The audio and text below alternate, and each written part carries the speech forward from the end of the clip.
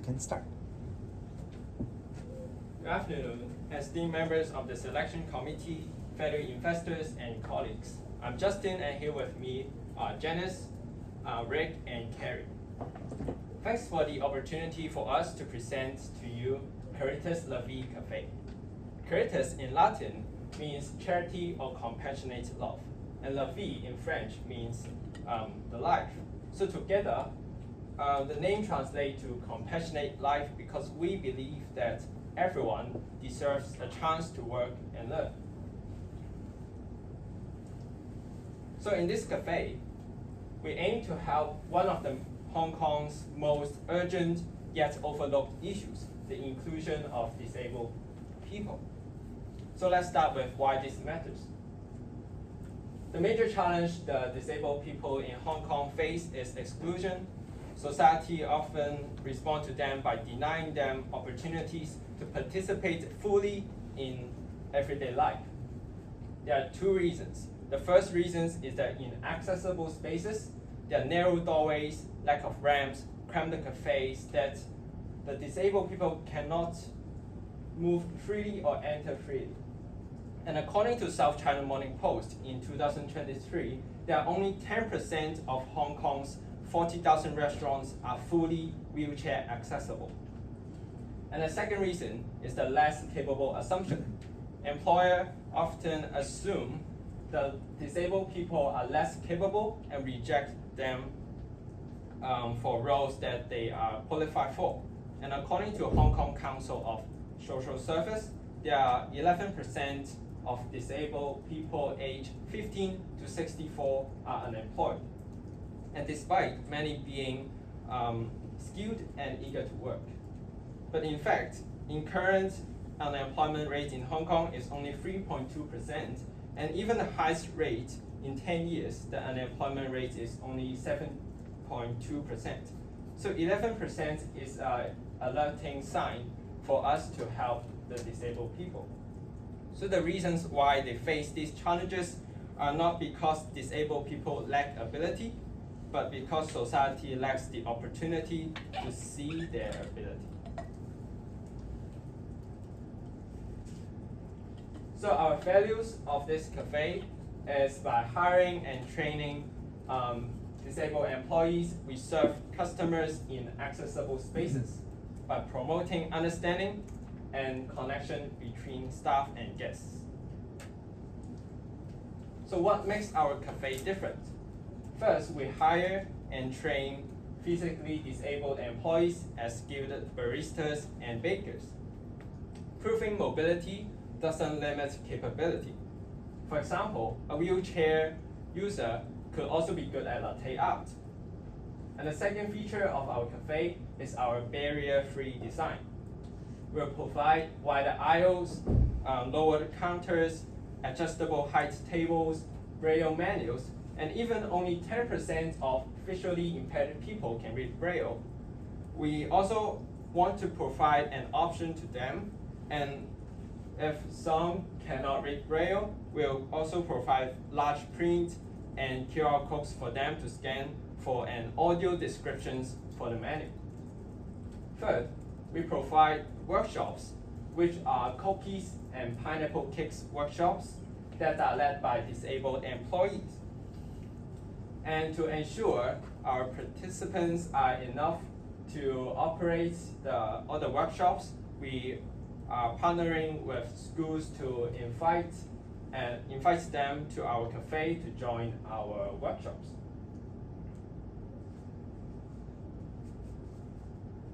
So by connecting disabled employees and customers in our cafe, we don't just serve coffee. We promote inclusion and understanding towards the disabled people. So let's pass the time to Janice to talk about our market opportunities.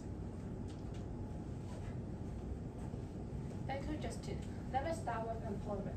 Individuals with disabilities face an unemployment rate of 11%, which is significantly higher than that of the general population. It is often due to employers' reluctance to hire them and the insufficient workplace accommodations. At our cafe, we aim to change this by providing meaningful and real jobs in a supportive work environment. We offer practical tools like visual alerts for those who are deaf or hard of hearing, and adjustable workstations for those with limited mobility. We also offer tailored training programs to equip our staff with practical skills in areas like coffee preparation, baking, customer service, and also teamwork. Our goal is to help them to build skills applicable both within our cafe and in future employment. Next, let's talk about accessibility. In Hong Kong, over 70% of the restaurants fail to meet accessibility standards, creating a significant gap in the inclusive dining experience. Many individuals with disabilities find it challenging to enjoy social interactions in public space due to limited accessible options available. We aim to address this gap by integrating accessibility into every aspect, from the layout of our cafe to the staff training, enabling them to relax and connect without barriers. Next, I'll be introducing our target market. The first group are the employees. We would like to employ individuals with mobility impairments and hearing difficulties, and these are the groups that often face serious job barriers in Hong Kong. And we also target 3 key customer segments. First, we aim to create a fully inclusive and accessible places for individuals with disabilities to engage and socialize with their community without barriers. We also attract socially conscious non-disabled individuals who support business that contribute to social good, and knowing that their purchase will help providing training and jobs to those who are often left out of the workplace. Beyond food and coffee, we also hold regular workshops and events, including baking classes and community engagement sessions, offering the opportunities for them to learn something new, to meet each other, and to build understanding across different life experiences. As illustrated in the figure here, we anticipate 200 workshop participants each year, and we estimate to serve 5 non-disabled customers each day, so that's totaling 1,825 of them each year. And in the first year, we project that 10% of the 30,000 disabled individuals in the Kwun Tong district will visit our cafe, so that's a total of 3,337 of them, and a total of 5,362 customers overall in year 1. Regarding competitors, Starbucks stands out as a prominent coffee chain in Hong Kong, with a strong presence and loyal customer base. It also excels in scale and caters to the mainstream audience. However, unlike traditional coffee shops and cafes, we operate as a social enterprise focused on creating job opportunities for individuals with disabilities, and also create an inclusive space for connection, which is something still rare in Hong Kong. Our commitment to social impact strengthens our brand identity and attract customers who support business that contribute positively to the society. In addition, Ginkgo Bakery is also a potential competitor in Kwun Tong district. It operates as a social enterprise focusing on employing elderly in Hong Kong. However, in addition to the job opportunities that we provide, we tailor to the accessibility for individuals with disabilities. It addressed the significant gap in Hong Kong's dining landscape. Through tailored offerings and inclusive events, we provide a unique and tailored experience that sets us apart from Starbucks and Ginkgo Bakery. Now I'll pass the time to Rick to talk about our financials. Thank you, Dennis. There are 3 key ways we aim to generate revenue. Firstly, we have the sale of beverages, where we will offer a variety of caffeinated and non-caffeinated beverages to cater to different customer preferences. Next, with the sale of baked goods, where we will offer a variety of cookies and cakes for customers to enjoy. And finally, with the sale of workshop tickets, where we will host exclusive workshops in which customers can learn from a member of the disabled community, which is an interactive and educational element to our business. And here are the price points at which we aim to sell our products at. We used prices from Starbucks, black coffee, and Cotti coffee as a benchmark. Through this, we're able to competitively price our products while ensuring that our customers are provided with high quality coffee at a relatively cheaper cost as compared to our competitors. According to our research and data, we estimate an average of 34,440 visits within the first year, which is an average of 2,870 customer visits per month. We estimate that these customers will have an average spending amount of $70.40 on food and beverage. In addition to this, we estimate 200 workshop participants within the first year, which is approximately 17 participants per month. According to our data and research, we project that this cafe will generate a revenue of $2,435,576 within the first year. And now talking about our expenses. We estimate that this cafe will incur a total cost of $2,322,638 within the first year. This cost has been made up of expenses such as salaries, rent, machinery, food business license, raw materials, and repair and construction costs. I'll now break these down for you. Firstly, here's our salary structure. Our cafe will adopt an hourly wage structure to ensure that employees are fairly paid for their time and skills. This structure allows for flexibility with scheduling and ensures that everyone is paid fairly.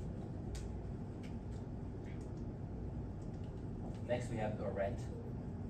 Based on rental rates for commercial space in the Kuntong district, we estimate the cost to be around $39,340 per month. This facility includes essentials such as running water, electricity, a gas supply, and a toilet. We find this shop can accommodate a minimum of 20 customers at a time.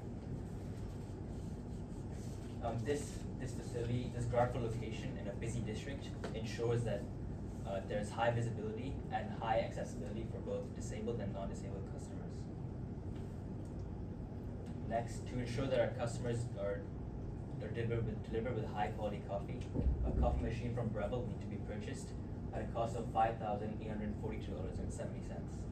Additionally, a baking oven will also need to be purchased for baking workshops and for baking baked goods at a cost of $4,079.13. Next, according to the Hong Kong government, all restaurants and cafes must apply for a food business license, which is given by the Food and Environmental Hygiene Department, also known as the FEHD.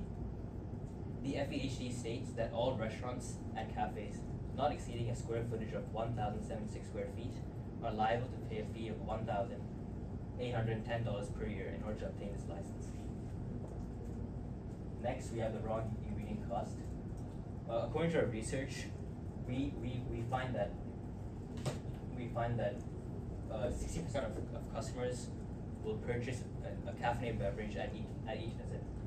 Therefore, we estimate the need for 48 kilograms of coffee beans per year, which is approximately 4 kilograms of coffee beans per month. In addition to this, we find that 300% of customers will purchase an average of 8 pieces of cookies, while the remaining 299 customers will purchase an average of 4 pieces of cake on a monthly basis. Therefore, we estimate the need for 2,490 cookies and 700 cakes to be made on a monthly basis. And finally, the shop in which we wish to operate from is not up to health and safety standards and lacks accessibility features such as railings and wheelchair ramps for the disabled. Therefore, we will employ the services of an interior designing company called Branding Works, which specializes in restaurant and cafe design. Therefore, the estimated cost for this is around $910,000. And now Carrie will talk about profitability and future roadmap. Thank you. Now I'm going to talk about the profit roadmap and investment. According to the expenses and revenue of year one, the ending profit for the first year will be $112,938. Now, let me bring a clear picture of the roadmap and see how do we start our cafe step by step. In phase one, from April 2025 to August 2025, we start with defining our vision and mission, come up with our menu, do some market research, and build a business plan with feasible budgets and to secure our fundings.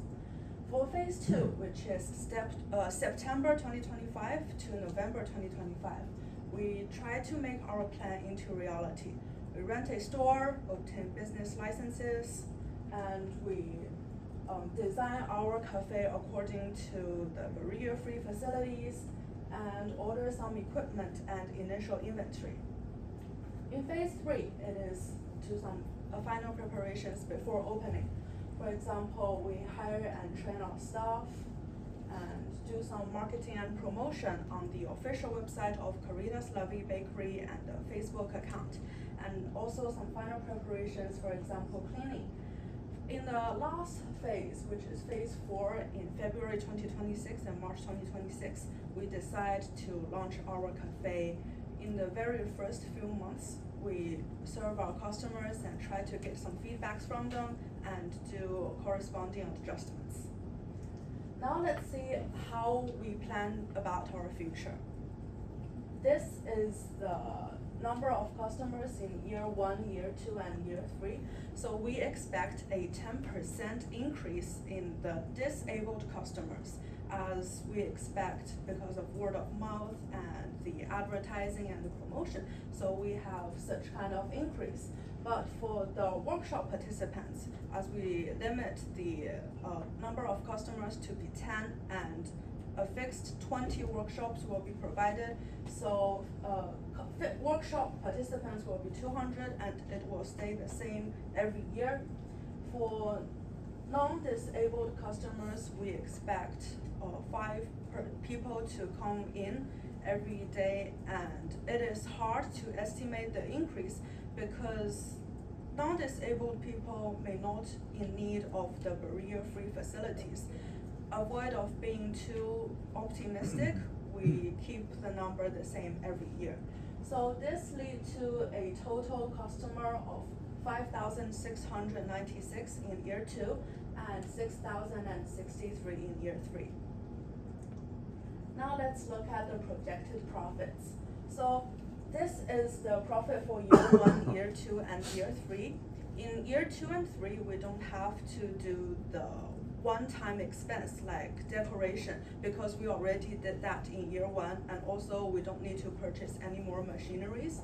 So we can see a significant increase of our profit, which leads to 1,182,750 in year 2 and 1,350,979 in year 3. Here is the investment. We intend that the initial investment will cover the expenses before the opening and the first 3 months of the operations cost, which includes the yearly rent, the machinery, the business license, and the fitment and decoration, which is all before the opening. And the first 3 months include salaries and raw ingredients. The sum of the costs above is $1,626,019. For some buffer, which to cover the unexpected situations to happen, we would like an initial investment of 1.7 million Hong Kong dollars. To recap, we are a cafe that offers that helps the disabled people because they are facing difficulties, like including an 11% unemployment rate and inaccessibility. We opened the Caritas LABU Cafe to hire and train the employees, to hire and train the disabled people. We are spacious. We're a spacious cafe that provides barrier-free facilities for both our customers and our employees. We provide care, we generate profit, and this is our Caritas LABU Cafe. Remember, care plus profit equals to Caritas LABU. We sincerely look forward for you to cooperate with us. Thank you.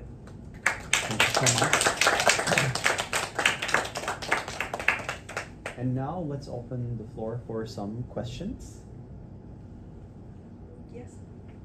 How do you get around 30,000 visits when you have like only more than 3,000 customers? Let's go to the appendix. Thank you for your question. So the number of 30,000 annual visits is based on our calculation with the different group of customers and their visit frequency. So you can As illustrated here in the figure, we estimate that 93% of our customer will come only once per year. So for disabled customer, we have this group to have 3,100 annual visits, and we also estimate 5% of them to become our regular customer that come once per week, and 2% of them to become our loyal customer that they come 3 times a week. So for disabled customer, we have a total annual visit for 22,000, and we also did the same calculation for the non-disabled customer. So in year 1, we have 34,000 total annual visits. And the percentage we use to segment our customer is based on our market research done to the industry retention rate, and we also compare some data from different coffee shops in Hong Kong. So we come up with this percentage that are suitable for startup company like us. Any questions? Yes. So I see your projected profit in the year 2 and 3. So I would like to ask, how did you calculate your expected revenue and the profit for the future years? Okay. So for the year 2 and year 3, the number of visits is like continued from year 1, which the total disabled number of customers increased, and we put that number to the according sales, and if we have the corresponding like once a week and 3 times a week, we get a similar or like an increased number of visits. And if we combine the number of visits of disabled customers with non-disabled customers, it leads to like an increased number of visits. And same thing for year 3. So the revenue was calculated according to the prices for each customer, according to their visits, and the expenses. For the expenses, we don't have to pay machinery and fitment and decoration in the 2nd and the 3rd year. So we calculated rent, license, and raw ingredients. Raw ingredients was increased according to the number of visits increased based on year 1, so to corresponding multiple times. And we assume the other expenses keeps the same. And here is how we come up with our expenses and revenue, and then get the profit in the previous diagram. Thank you. Anna, please. Thank you. So I see your cafe is mainly focusing on people with disability, and you listed out that Starbucks as one of your competitors. So I was wondering, what do you think your differences with Starbucks, and is your cafe just a disabled version of Starbucks?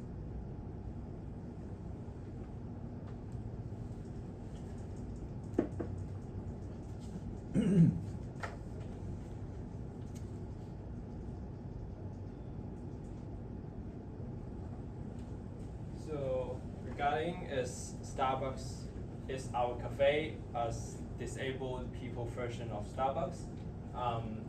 I think is our cafe is different from Starbucks.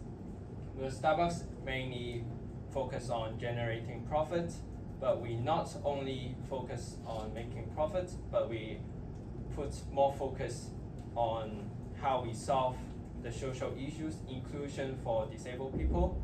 This we expect we have a higher social impact. We'll also give vocational and job training, and give more care and a space for the disabled people to connect and promote the inclusion for them to the public. So I think this is our unique selling point that difference from Starbucks. Yes, Edie. You mentioned that your target market is just individuals with mobility impairments and hearing difficulties. Is there a reason why you selected just those disability types? And some might be difficult to tell whether a person is disabled or not. How will you tackle this sensitive issue? are targeting the individuals with these two difficulties only for the employees. So we are only employing individuals with these two difficulties. Because there's a research on government that in Hong Kong there are three main types of disability, including mobility impairments, hearing difficulties, and vision difficulties. We are not employing them because there may be a danger or accident happen in our cafe if they are doing something with baking. And for customer, we are welcoming all disabled individuals.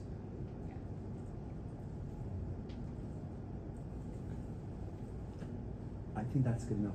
Thank you so much, everyone. A big round of applause.